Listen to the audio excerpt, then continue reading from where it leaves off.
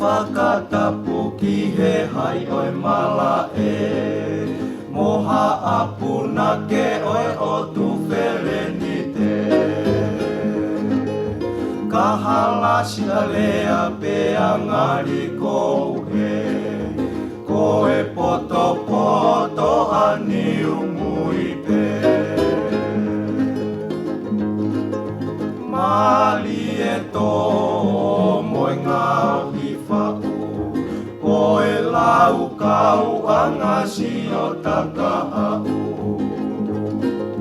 whakamole mole o katoa taku taku talangata ia te au si o tosola o whatu ise isa he kuolanga e manatu ke fukutoa ko tuku pe au i whanua motu ngoe whakatalu talu vai ko pure ki he pāangangaru ise isa he kuolanga e manatu ki fukutoa ko tuku pe au i whanua motu ngoe whakatalu talu vai ko pure ki he pāangangaru kai havulangi mo asola pea ke whanongo mai kau talanoa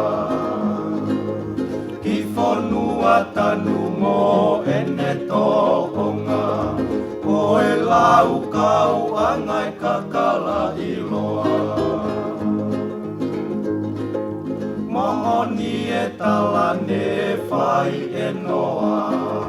tuki mai kua osi tāpuni e matapa o ke hanu he lo maki e whonua